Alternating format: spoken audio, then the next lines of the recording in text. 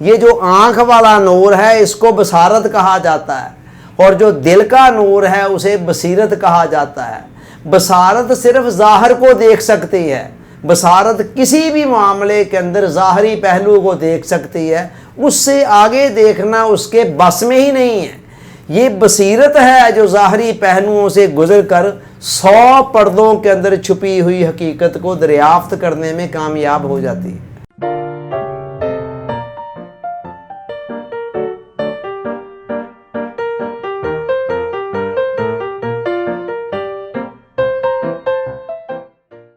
Dear audience, السلام علیکم۔ انگریزی زبان کے اندر ایک خوبصورت قول ہے، everything happens for a reason. ہر واقعہ جو وقوع پذیر ہوتا ہے وہ کسی وجہ کے لیے وقوع پذیر ہوتا ہے۔ اس پوری کائنات کا جو نظام ہے وہ law of cause and effect پر چل رہا ہے، اردو میں جسے قانون علت و معلول کہا جاتا ہے، جس کا مطلب یہ ہے کہ اس کائنات کے اندر ہر سبب کا کوئی نہ کوئی نتیجہ ہے اور ہر نتیجے کا کوئی نہ کوئی سبب پیچھے موجود ہے۔ کسی جگہ سے دھواں اٹھ رہا ہے تو یہ دھواں کا اٹھنا اس بات کی علامت ہے کہ وہاں کہیں آگ موجود ہے، یعنی آگ اس دھوئیں کا سبب ہے اور دھواں اس آگ کا نتیجہ ہے۔ سائنس کی پوری عمارت جو ہے وہ اسی فارمولے کے اوپر قائم ہے۔ سائنس کسی بھی کام کو جب ہوتے دیکھتی ہے، کسی بھی واقعہ کو جب وقوع پذیر ہوتے ہوئے دیکھتی ہے تو وہ غور کرنا شروع کر دیتی ہے کہ اس واقعہ کا سبب کیا ہے۔ سبب پر غور کرتے کرتے پیچھے جب وہ اس کی کاز پر پہنچتی ہے تو وہاں سے فطرت کا کوئی نہ کوئی قانون سامنے آ جاتا ہے۔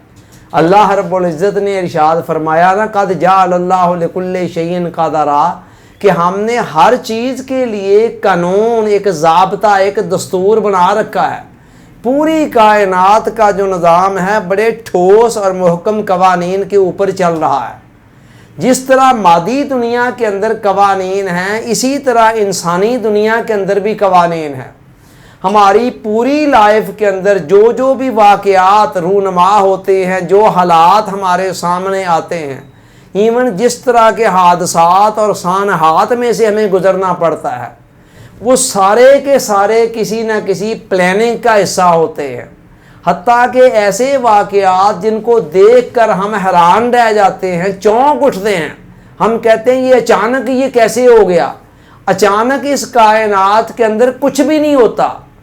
ہر واقعے کے پیچھے خالق کائنات اور خالق اسباب کی منشا اور مشیت کام کر رہی ہے، اور اس کے اندر کوئی بہت بڑی بگ پلاننگ ہے، کوئی مقصدیت ہے، کوئی معنویت ہے جو اس کے اندر کار فرما ہے۔ تو سطحی نظر سے دیکھنے والا بندہ حالات کے ظاہری پہلوؤں کے اندر الجھ کر رہ جاتا ہے، وہ ظاہری پہلوؤں کو ہی دیکھنا شروع کر دیتا ہے اور انہی میں الجھ کر رہ جاتا ہے۔ لیکن جو گہری نظر سے دیکھنے والا بندہ ہوتا ہے نا، وہ ظاہر کے اندر الجھنے کی بجائے ظاہر سے گزر کر پیچھے باطن تک پہنچ جاتا ہے۔ علامہ نے کہا تھا کہ دل بینا بھی کر خدا سے طلب، کہ آنکھ کا نور دل کا نور نہیں ہے۔ یہ جو آنکھ والا نور ہے اس کو بصارت کہا جاتا ہے، اور جو دل کا نور ہے اسے بصیرت کہا جاتا ہے۔ بصارت صرف ظاہر کو دیکھ سکتی ہے، بصارت کسی بھی معاملے کے اندر ظاہری پہلو کو دیکھ سکتی ہے، اس سے آگے دیکھنا اس کے بس میں ہی نہیں ہے۔ یہ بصیرت ہے جو ظاہری پہلوؤں سے گزر کر 100 پردوں کے اندر چھپی ہوئی حقیقت کو دریافت کرنے میں کامیاب ہو جاتی ہے۔